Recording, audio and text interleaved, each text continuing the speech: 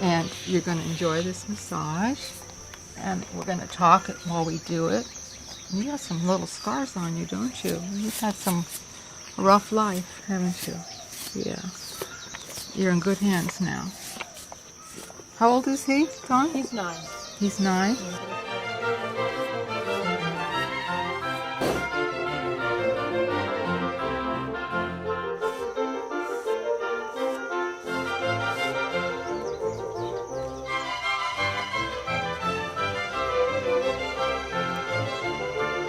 This is a spot where he has an old injury. What happened to him? He was pulling a cart, and this is with his previous owner, and my understanding is something spooked him and he took off and ended up somehow banging the cart and injuring his stifle joint and also the hind leg a little bit lower down. Well, what I'm going to do is I'm going to start with his neck, go from the head down his back, feeling any areas about the spine that might be tense. That's where the nerves come out, just like in people.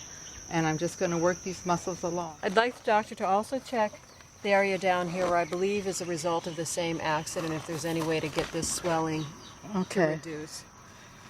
Yeah, now there is some swelling here. I can feel it just above the fetlock. And I think he's just retaining some fluid there. And this would be beautiful with the microcurrent. Instrument that was designed for sports injuries about 20 years ago. Okay, this is perfect. I'm just going to put a piece of tape on here so it won't fall off while I'm doing the other work.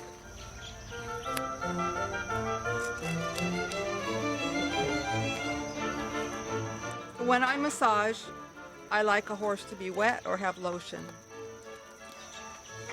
So I usually wet first and then I go around.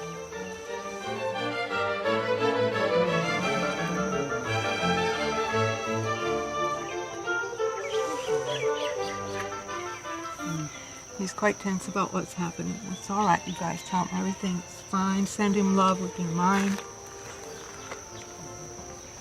There, let that go. Good.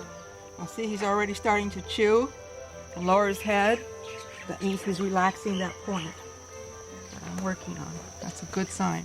But once they move, they just really relax. It's like equivalent to the tight muscles in your neck. This is a real important place. Just like your neck is important. To start a massage, you don't start on the butt, you start on the neck. Okay, I'm working specifically on the cervical nerves that are coming out of the spinal cord all along his neck. Each one has to be relaxed and worked on, and then those nerves are what carry the impulses down the muscles more ventral in his neck. And then I can pick them up. See how his muscles starting to come out now? That's because the circulation is starting to increase. The oxygen is getting into the tissues. I'm going to put some lotion on him now, on his neck. And I'm very interested in aromatherapy. Horses love aromatherapy, which means lotion with essential oils. Yes. What do you like? Do you like this one? It's lavender. I put a blend in here, and yang yang and orange. Do you like that? He said he likes it. So now we're doing massage plus aromatherapy. And it's so simple to add this to your treatment. The only thing, I don't like oil. I never have. First of all, you can't use it with the machine. Second of all, it just gets all greasy. But lotion is so easy, and you can just wipe it down after and add whatever your mood. If the horse wants something lively, you give him something lively. If he wants sedated, you can sedate him. So you need to know a little bit about aromatherapy. Okay, now I'm getting into the thorax and the shoulder. The thorax is here, the shoulder. The shoulder is probably the most important joint on a horse. It's the biggest joint. It seems like you'd think it was the hip, but it isn't. The shoulder has the most muscles, and it tends to tie up the fastest, and then the horse doesn't go forward, and then he stiffens, and then the stiffness moves out the body to the rest of them. So if you get a horse's shoulder to relax, then you got the rest of it. It's just about a piece of cake. Here is the shoulder point. Right there is the point of the shoulder. At this point here is where the scapula meets the humerus.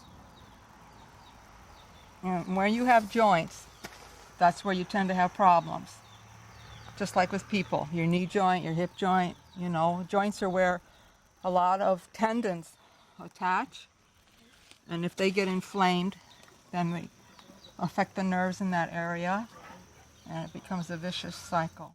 Guapo is learning to jump and is doing basic dressage, and sometimes, my understanding of it at any rate, is that puts a little bit extra stress on the joints. This means that a horse of his age, 9 or 10 you said, it really would be helpful for you to learn massage and to do this. Give him a massage before and after the jumping. Keep these tendons in good shape. Keep these tissues loose and mobile. And I don't think you'll have any trouble. He has a nice bone structure. He really does. Yes, he's very nice. Okay, now whatever you do on one side of the horse, you always want to do on the other side. Maybe not that minute, but otherwise he's going to be like if you were a tennis player and you just got one side massage and the other side is all crooked. Okay, now I'm going along either side of his back.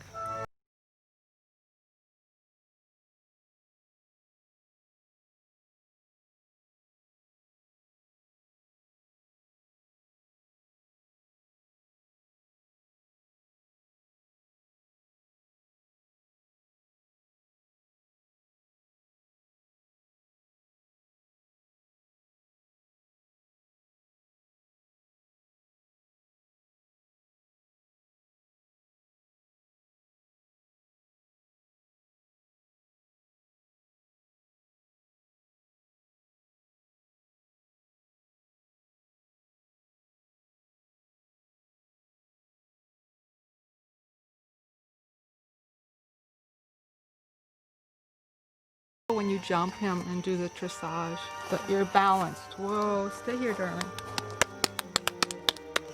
This part right here, which is what we call the hamstrings, is an area that just tends to be tight. Look how tight he is, and I haven't even started. He's all tight. You can see the lines in there.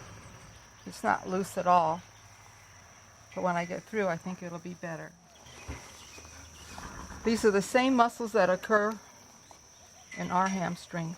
It's interesting, horses' muscles are the same names as what we have. This is the semitendinosus and the semimembranosus. And you just gently work your way in there. You start kind of on the outside. And as it gradually relaxes, you go deeper and deeper and firmer. This is probably the first time he's ever had a massage, right? By a professional, yeah. I wanted to ask you also about this. Yeah, you can see this, like, feel that? Mm-hmm. I don't know if that has anything to do with what's happened with his hind leg, and if there's any way to, get that one to release. Yeah, all of this it's all tied in together, but it isn't really bad. Yeah. That's the only thing I don't like that. Yeah. I mean, when I teach my class, I talk about the lymph drainage, and once you have an understanding of the lymph drainage and the way it's going, you know how to make the areas pick up the toxins and take them out. And really, considering that he's 10 years old, I don't think he's banged up too bad, He hasn't had the life of a prince. So what I'm doing now is just giving him a little stretch. I've been doing this for 8 years, and I've never been kicked or stepped on or bounced around, compared to when I was a veterinarian and had to give shots and do things. Those were the rough days. Well, the interesting thing about microcurrent is the animals or people always feel better after the treatment, but for the tissues to actually respond and heal, that takes a day or two, because it takes a day or two for tissues to heal. All horses are vegetarian. You were right here. I did. There you go. My goodness. Do you like this kind? I think so.